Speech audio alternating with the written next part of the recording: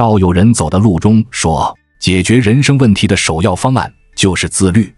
即便拼命想自律，我们还是会偶尔告诉自己，人生苦短，及时行乐，等着有了钱再说。几点睡觉，怎么逼自己，没钱没空想。但你没看见自律的人有多会存钱。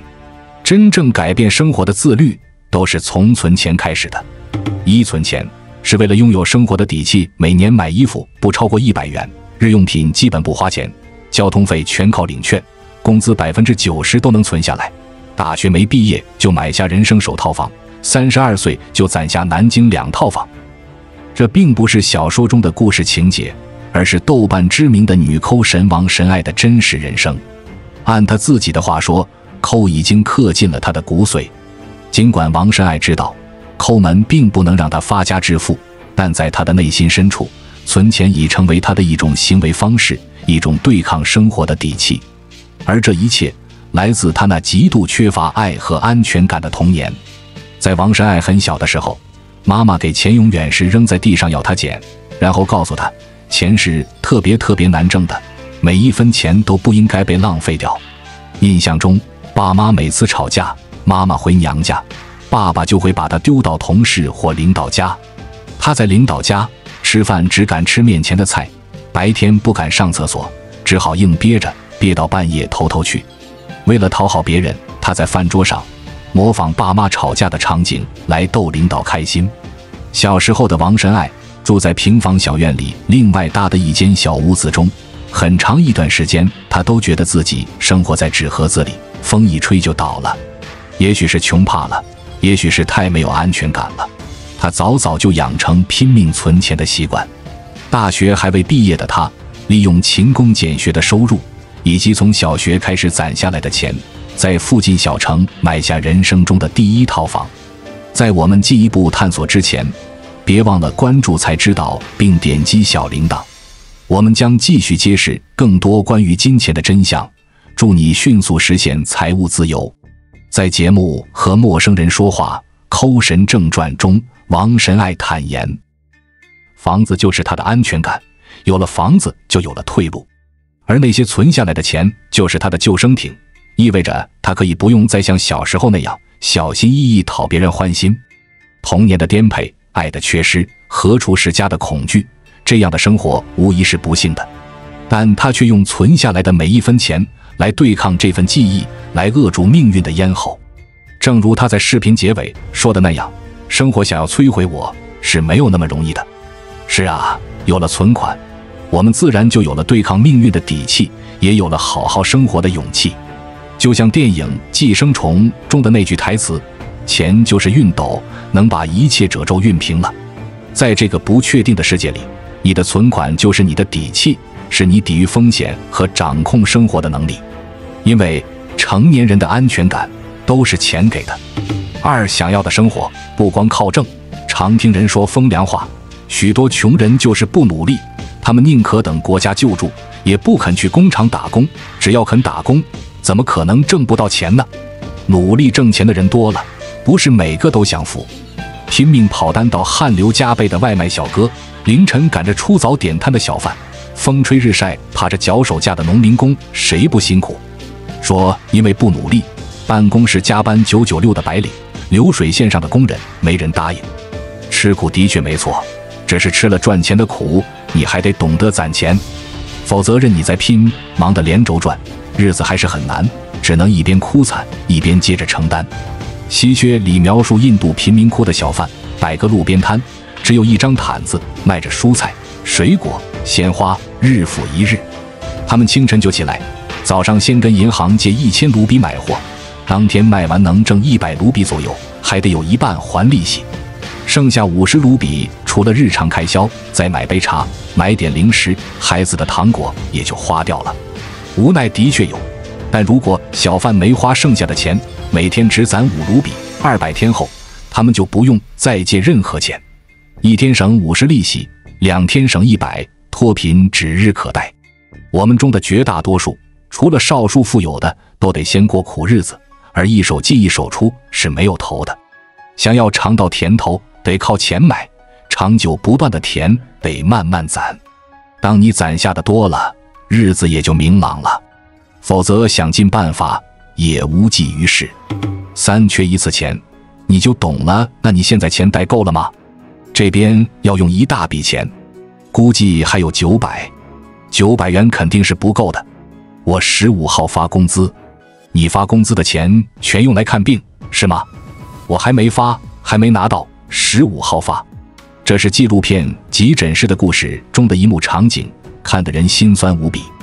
28岁的肖斌是一家超市的理货员，平时与父亲相依为命，每个月工资2000多，勉勉强强可以过日子。但在父亲被送进急诊室的那一刻，他平静的生活全部被打破了。65岁的父亲疑似心梗，而且还有一大堆其他问题，比如高血压、高血糖，情况十分危急。医院开了一系列检查项目清单，包括拍 CT、抽血化验、后期检查等。但在缴费时，肖斌却犯了难，因为父亲生病住医院的1300元全部是他借来的，而现在他全身上下只剩几百块，根本不够父亲在医院的开销。一方面是父亲的病情不能确定，一方面自己身上的钱数来数去只有几张，这2大难题就像悬在头上的2把剑，让年轻的肖斌备受煎熬。他想打电话再跟朋友借，可兜兜转转说了半天，还是提不出借钱2个字。听过一句扎心的话，确诊对富人来说意味着与病魔抗争，对真正的穷人来说却意味着直接判了死刑。存钱到底有多重要？缺1次钱你就懂了。纪录片的最后，肖斌的父亲还是没能挺过来，离开了人世。只是出去借个钱，父亲就走了。肖斌完全无法接受这个事实，他一遍遍地问医生，会不会是假死？会不会心脏骤停后突然复苏？可是我们都知道，这只是电视剧中的情节，现实生活中是不可能出现的。大家都说，成年人的崩溃是从缺钱开始的，因为有钱，我们就有了选择，有了对抗疾病的能力，有了好好生活的底气。可是没钱，我们在面对疾病与风险时，就只剩下崩溃、无奈、心酸与苦涩。虽然钱不是万能的，但没有钱是万万不能的。没钱的苦，我们吃1次就够了。4. 金钱上不自律，所有的自律都是徒劳。靠着自律改变命运，充实头脑，强健身体，不是在凭空就做到的。少存钱，多长本事，其实是个悖论。钱上没底气，很难静下心。不少人靠花钱倒逼自律，花血本办健身卡，买网课，加满了付费社群，转眼就不知图什么，变得兴致寥寥，对钱都不认真，嘴上说自律，恐怕也是佛系，没到半途，恐怕就要放弃。他们就算被逼自律，也很难逆袭。不妨想象一个场景：高中毕业的打工妹辞职自学英语，学计算机，考专升本，一步步进了美国的大学，毕业做了年薪10万美金的程序员。他下班就去健身房，周末玩飞盘，去徒步，看大千世界。谁知父亲病情恶化，他赶回国不久就被解雇，行业不景气，再找工作也难。当钱断了来源，自律换来的生活就也撑不住了。这是孙玲的亲身经历，从高盛集团的精英回到无业游民，还好他懂得存钱。穷时离开工厂备考，他就先省吃俭用攒了1万，赚多了也不乱花。他看超市大盒的肉，整袋的胡萝卜，吃不完不买，促销的巧克力不健康不买，逛街就拿了点草莓、青椒。后来即使受挫失业，他也有缓冲余地，不慌不忙过着小日子，体面地等到了下一份工作。人活着总会有很多意外，有的是意料之中的意外，有的是意料之外的意外。你拿不准命运怎么安排，存下钱才是最实在，也是好好自律，好好攒，自律才真正有了意义。5. 高效的存钱是学会去花钱。或许你也觉得偶尔拼点还好，再要存钱，听着又累又寒酸。网上有网友吐槽老母亲国企职工，收入不差，特别能省。有回他刚回家，扑鼻一股臭肉味，锅里煮的牛肉放了大半年，冻了化了冻。他说的老妈不听，还是路过的邻居说臭，妈妈才说要亲手倒掉。而走进厨房，他却发现妈妈偷把肉往嘴里塞，不到半小时就拉肚子不停。当时父亲卧病在床，老妈又突然生病，给他急得够呛。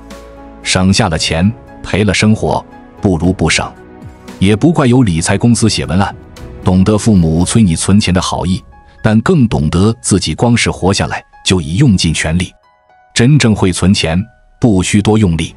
豆瓣博主唐黎2018年左右开始存钱，做老师每月从4000、5000挣起，到现在8000多，存款已经30万7千。他上个月餐饮买菜、水果、发红包、买衣服、参加活动，再加上话费和党费，其实也才花不到2000。每花一笔钱他都记账，觉得哪部分要超了再节制点。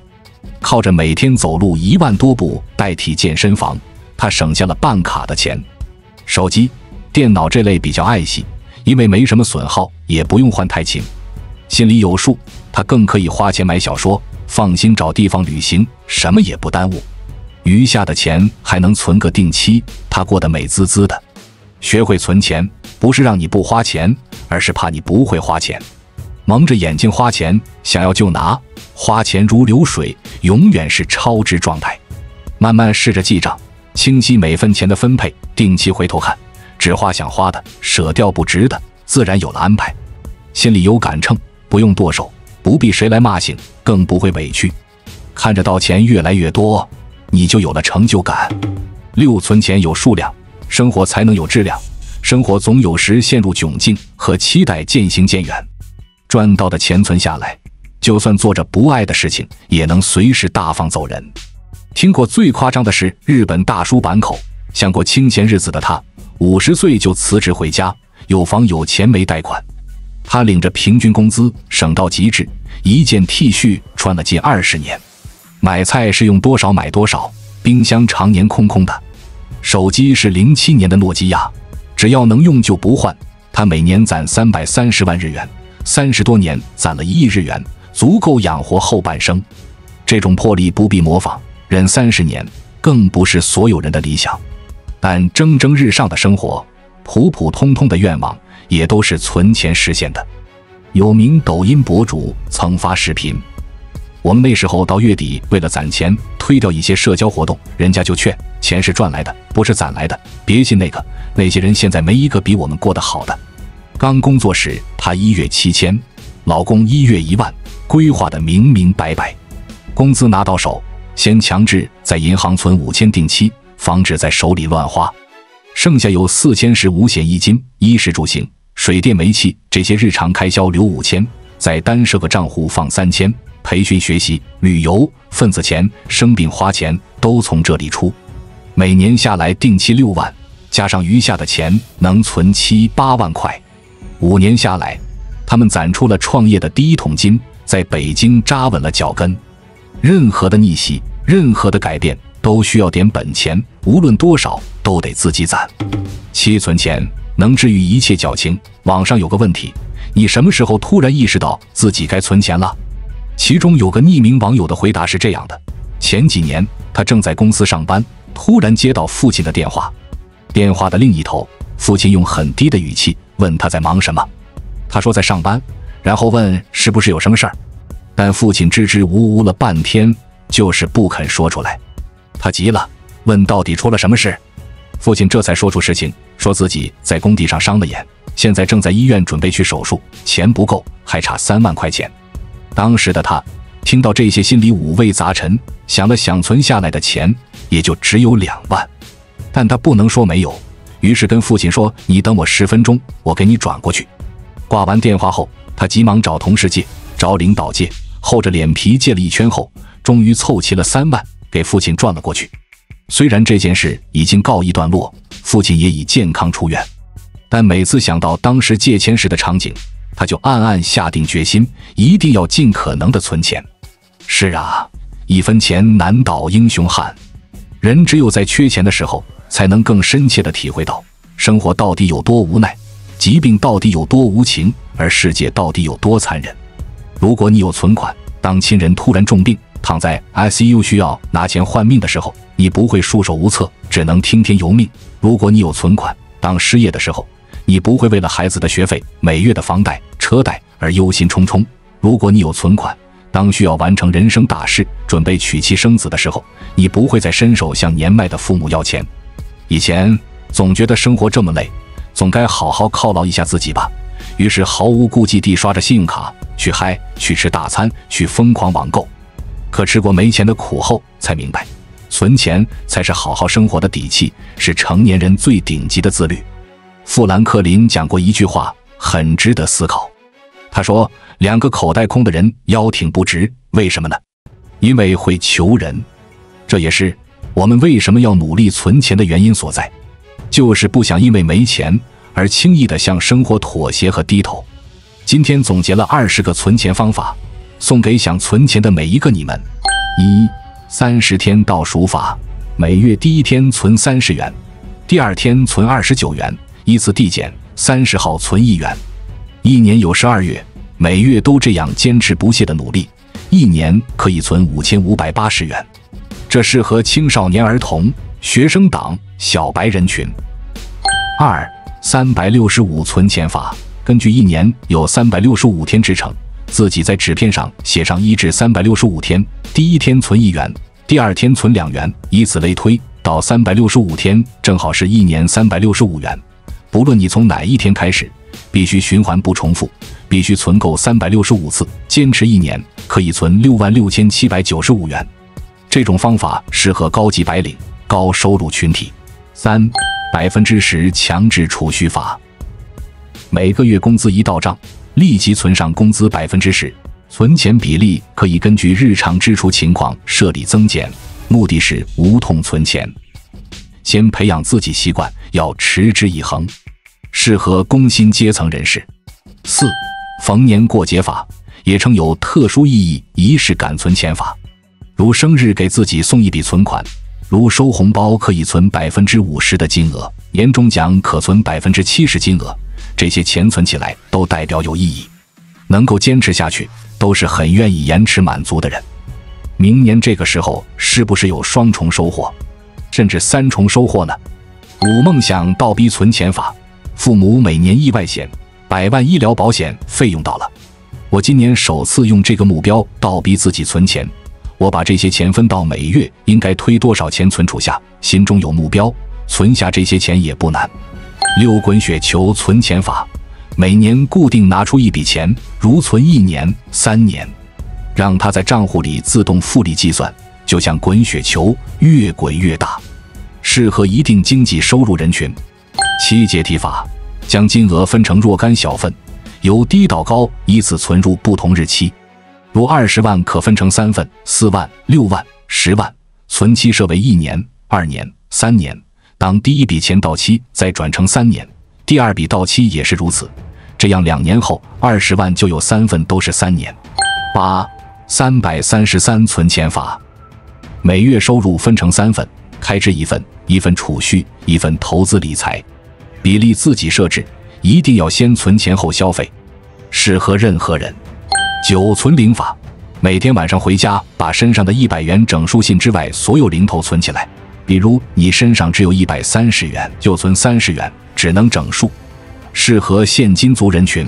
10. 52周存钱法，每周存入金额等于周数，第1周存1元，以此类推，1年过后你将存入1378元。这种方法可逐渐增加存款金额，同时也有节奏感。11. 目标储蓄法，目标像是半年攒够6000元买电脑，5年攒够30万买车，20年攒够100万教育基金。通过目标的设定，增加自己攒钱动力，这远比只是脑子想着要攒钱来的具体可执行。12. 333存钱法，把每月工资分成3部分，1/3拿来储蓄，不管任何情况都不要取出，1/3用作日常开支，要时刻清楚自己还剩下多少钱。1/3进行投资理财，让钱生钱，加快资产积累。13. 预算花钱法，设定预算，每个月按照预算来花钱，该花的花，不该花的1分钱不花。就如理财达人亭主，他在商场里看到了一件漂亮的连衣裙，但有点小贵，买还是不买？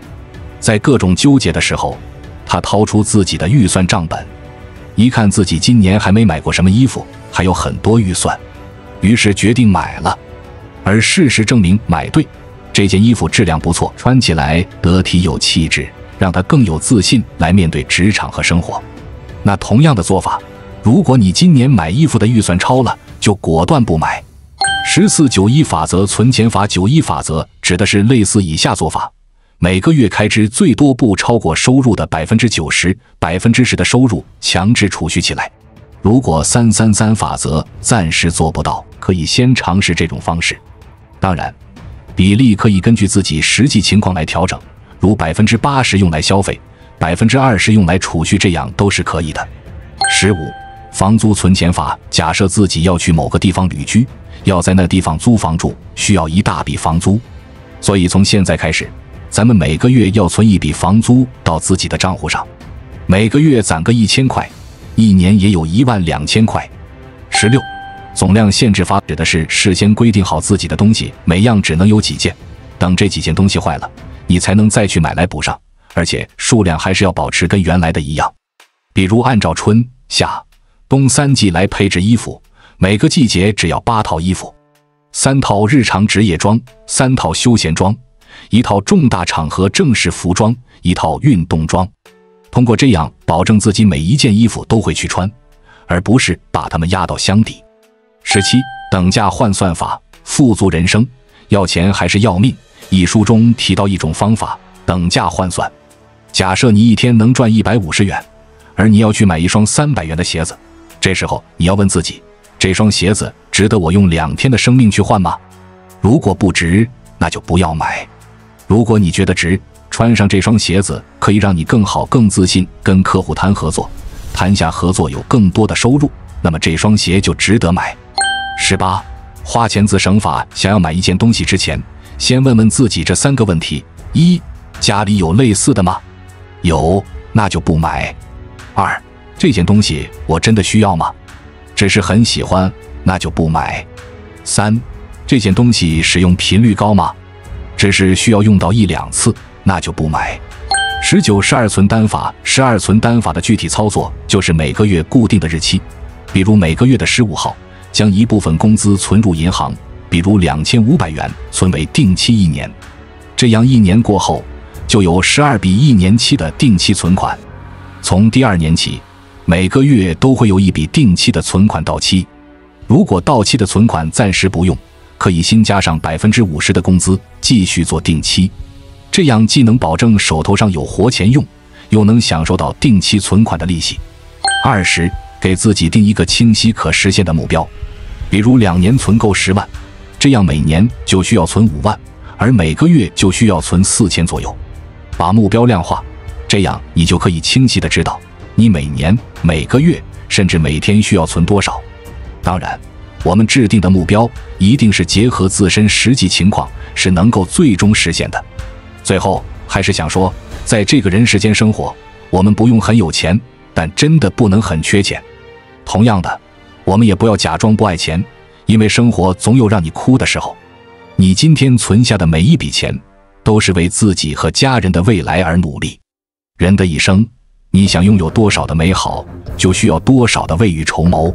作家连岳曾说，不谈钱的人永远不会成熟。存钱不是炫耀，更不是心理安慰，而是生活能过得舒服，拼搏能有资本，紧急的时候能够有进有退。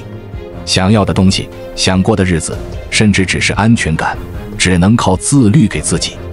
而最顶级的自律，一定是从前开始，攒足了逆风翻盘的底气，抵御风险的能力。存现在的钱，紧握往后的好福气。关注我，我是才知道，带你解锁更多金钱的真相。